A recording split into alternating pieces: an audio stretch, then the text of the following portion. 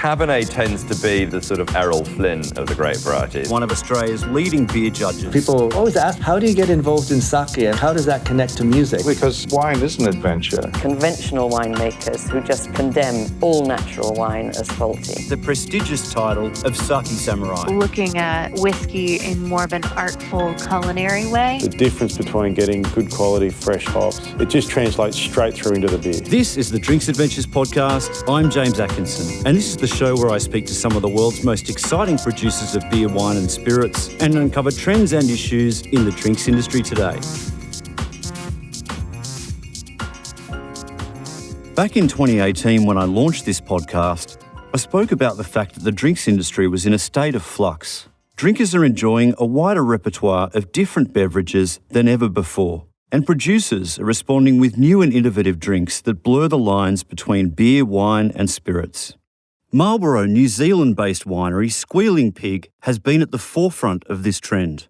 The brand is owned by Treasury Wine Estates, the Australian company behind Penfolds and Wynns, which have previously featured on this podcast. Squealing Pig Rose is the #1 selling rosé wine in the Australian market, and the Squealing Pig Pinot Noir is also a strong performer.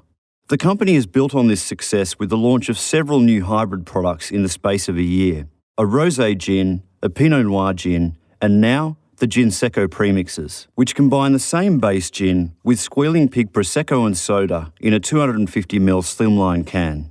Jason Crawley is a 30-year bar industry veteran who has been working with Squealing Pig on the launch of these hybrid products.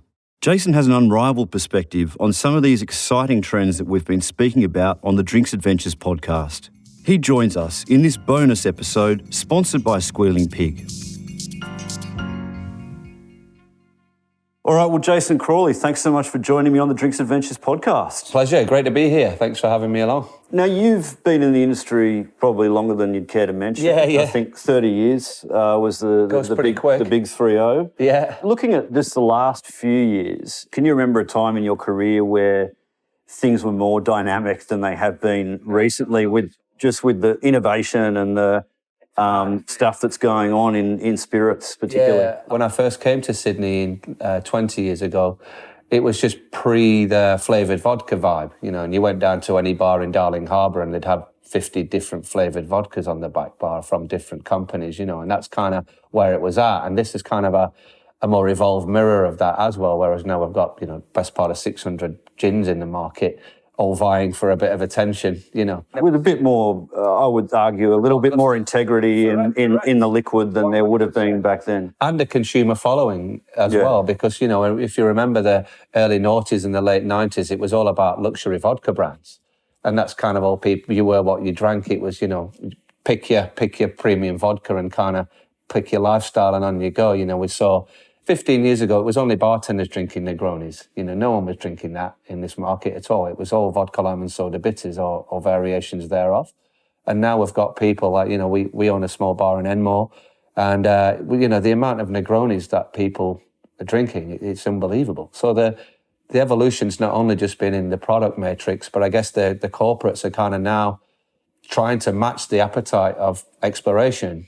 People are just really looking for not the next new thing, but it's just everybody's seeking new things, and there's more and more channels emerging. So I've never seen anything like it, to answer your question more succinctly. I've never seen so many different types of Old Tom gin, barrel-aged gin, London dry style and American gins coming, and people also jumping in and around categories, as well. So they're not necessarily staying true to their one thing, which you could bank on years ago. This is us, when the corporates did their market segmentation, you had the fence sitters and you had the retirees and the empty nesters, and you had all these definable markets, whereas now it's not that clear anymore. It's very, very muddy and murky, but exciting. So it's different. Do you notice that when you've got people coming into the bar, for example, that they're not so specific about what they think they're going to be drinking that night? They're a little bit more open to trying new things? Both, man. I would imagine, just to kind of give it some clarity, 50% of people, generally speaking, have a pre-populated idea of which brand, which drink, how they want to drink it in the bar that we're in. I can't speak for everybody's bar. And then you've got another 50% that are just genuinely out to be led. And people, I still don't understand how people can say, I don't really know what I feel like. I always find that strange in a bar. I don't really know what I feel like. I always know what I feel like. Yeah. It's kind of a pint of Guinness or something else, you know. So you've got like people, it's kind of still open, so it's not fully formed yet. I mean, if you look at the US model where, you know, cocktails were born over there, all the drinks that we drink pretty much came from there. And, you know, you've got grandmas that order Ramos gin fizzes in bingo bars. You know, it's just part of their culture. Whereas here, it's kind of been a rapid learning. And it's all happened in the last 20 years in a nutshell. What are your thoughts on what's going on in gin broadly at the moment? It's been a pretty incredible explosion of new products. It is incredible. We launched the Squealing Pig Pinot Noir Gin on World Gin Day, and there was a lot of like proper gin experts there. And they said that on the day they announced that there was over 590 gins that had been released in Australia alone in 2019, which kind of gives an overall view on what that looks like. And then kind of out of that, everybody, I think initially it became a bit of a botanical arms race with people trying to find their unique botanical, where it was, you know, some gum tree that no one had heard of or a weird herb that, you know, from back in yesteryear was used for something. And now it's kind of it's becoming a little bit more of a categories within categories, where we've got the pink gin and the rosé gins and, you know, the hybrid gins. And then, of course, you've got like the navy strength style that are really kind of, you know, satisfying the demand for that. And then, of course, we've got the old Tom style with a bit of sweetness. So the market and the categories are just started to form their own lanes, where it used to just be like gin. And now we've got like gins within gins within gins. And so it's quite confusing for consumers, I would imagine, but also it's kind of promoting this notion of, you know, people that are preparing to take a bit of a risk and jump around a little bit. People are kind of happy to do that. But I think it's a little bit like small bars. I think everybody tries all of them around their city once and they go back to the one that they like the most more frequently. So it's great to have all these players, but it's also got to be a really good product to kind of have that longevity. Tell me about those two gins and you know, what's the sort of flavour profile from your perspective? Sure, man. The rosé gin, the Squealing Pig Rosé, it's got 10 botanicals in there, which is kind of a decent benchmark. You know, there's certain gins like Tanqueray, for example, only have 4. Plymouth Gin, 7, you know. It's not all about how many botanicals you have. It's all about the balance of those botanicals within the gin. So it's not necessarily, you know, you've got the monkey one from Germany. I think it's 57 or something, 50 something. You know, and again, great gin, but it's just like can be confusing for consumers when they kind of go, how do you get 53 different elements into something? So, but for the Squealing Pig Rosé gin, I guess it was the rationale for its existence was based on the incredible demand for rosé wine. When Squealing Pig launched, it quickly became Australia's leading rosé gin. And of course, with the demand in gin coming at that particular point at 2018 and 19, it kind of made sense for Squealing Pig to kind of step into the gin world and kind of go, what assets do we have? We've got this beautiful base gin with 10 botanicals in there. Why don't we put a splash of our character and rosé wine in there and have the first to market with a little splash of wine in there. And then it just kind of went from there, really. So from a flavour perspective, you know, the juniper's nice. It's a nice balance of spices. It gives off a nice salmon hue. And on the finish, those citrus peels, nothing too wacky and wild. It's very approachable. Very, I guess you can use it with into soda or with tonic water. But I guess the key point of it is it's got a lovely, not sweet, but like a lifted strawberry finish to it, which makes it really quite pleasant, you know, with tonic or soda water, depending on whether you know, whichever one you're in, however many calories you're counting.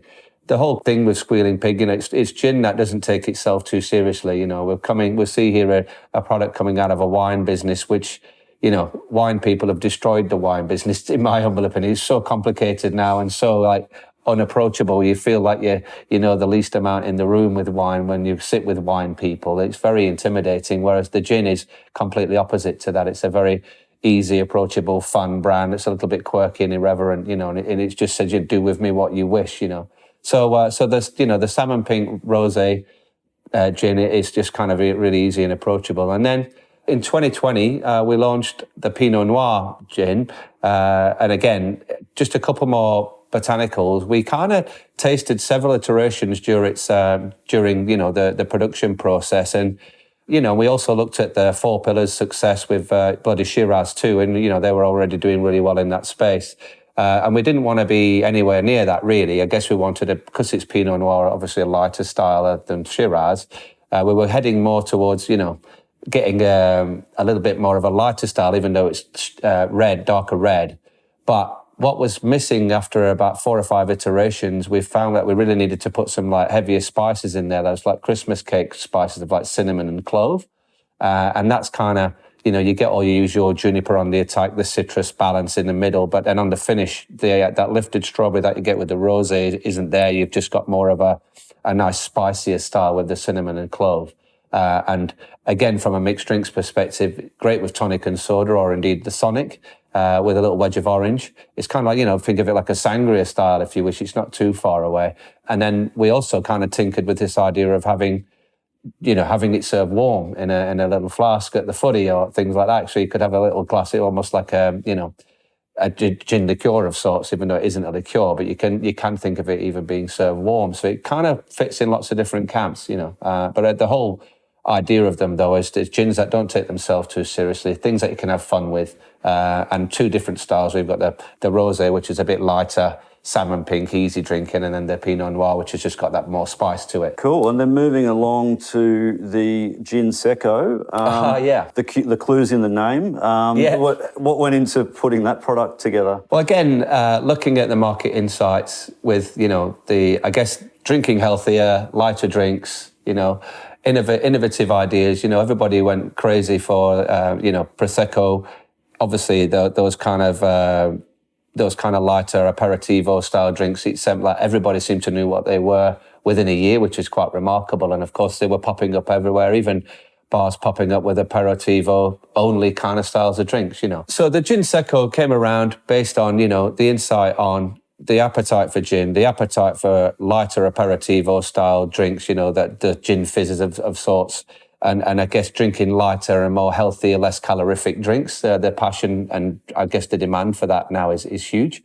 We're seeing that also in, bottled cocktails, and also, the seltzer movement with, everybody's kind of, we launched a vodka soda product about 2 or 3 years ago now. And, the astronomical sales in that space. So you kind of starting to see people just wanting to drink less sugar. Of course, there's all the insights into tonics and things like that. It's kind of just as sugary as Coca-Cola in some respects, and not in all brands, but in many of them. So I think it's kind of makes sense to kind of now to start to combine these kind of, great things that people genuinely love and will enjoy and drink healthier, and put it in a nice 250 ml slimline can. And then have 2 options. So you've got the ginsecco, which is the base gin, Prosecco and soda water. I think they're about 99 calories per can.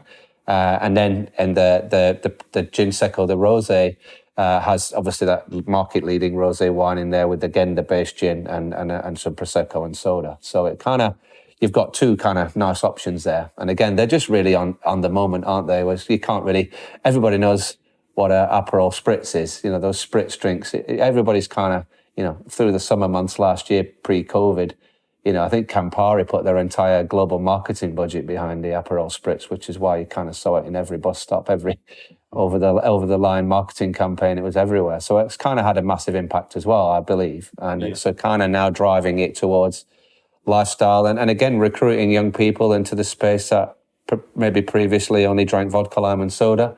They can now still have lower calorific drinks, but with a little bit more flavour in them. And how does the gin sort of meld with the character of the Prosecco? Gin is such a citrusy, juniper-y, spicy type thing that it kind of mixes well with everything, which is, I think, over the hundreds of years that we've been drinking gins, I think it's become, I don't want to say the new vodka, but in a nutshell, it's kind of like everybody's starting to realise how mixable it is.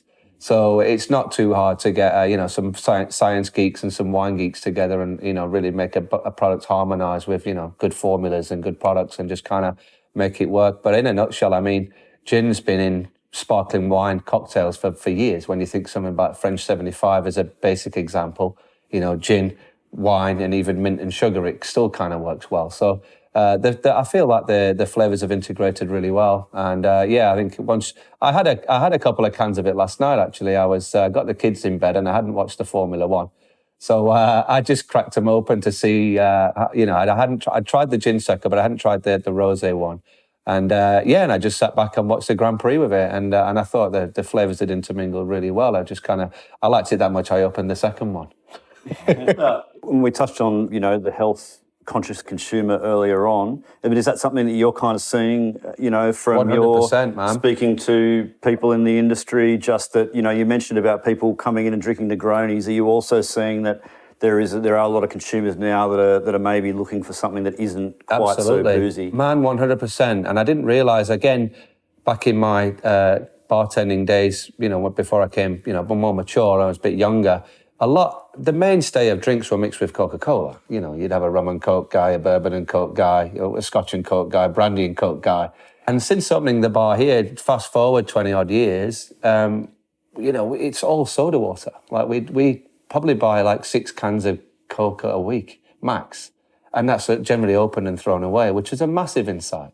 So people that are having spirit in a mixer in a bar, gin and soda, gin and tonics, going more towards gin and soda, moreover, to answer your question. The people that like one sugar in the tea drink a gin and sonic, which is half tonic water, half soda. We get a lot of that as well.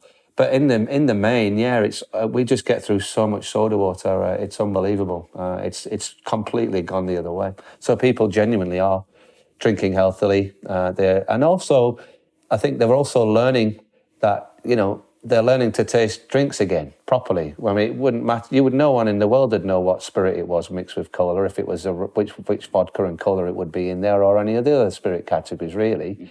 People were just like brand led back then, and it was all marketing. I'll have a Stolly and cola, and that was that. Whereas now it's kind of, people just genuinely want to taste things, which is why gin is such a great timing for gin, because you can, if they're a beautiful, well-made products in the gin world, then people add soda water to it, and it's just like it's rained outside. You can suddenly taste and smell everything, and it just makes sense for people. So that's kind of why I say in another 5 or 10 years, people will generally be becoming more brand loyal, because they'll have found a product that they like and they can mix it with soda, and they know it's going to be, you can taste it, it's consistent, tastes great, and they're actually tasting the product for the first time, and it's not just tonic, Fanta, or Coca-Cola mixed with my spirit, So it's quite interesting like that. All right, well, Jason, thanks so much for your time. Hey, no problem at all. It's been a pleasure coming over. Thanks for having me, and have a good one. Take care. Thank you. And you can find the Squealing Pig products in select retailers and on-premise venues across Australia. Visit squealingpig.com for more information. The Drinks Adventures podcast is produced by me, James Atkinson, with additional production and mixing by Dave Robertson. You can find complete transcripts, links, and other information on the show at drinksadventures.com.au. You can follow me on all social media platforms at @ByJamesAtkinson, like my Facebook page, James Atkinson Drinks Adventures, to be kept informed of podcast giveaways and other news about the show. The Drinks Adventures podcast needs your support as listeners. Please do us a favour and leave an honest review and rating for the podcast on iTunes or Stitcher. We love hearing your feedback, and it helps inform other people this is a show worth listening to.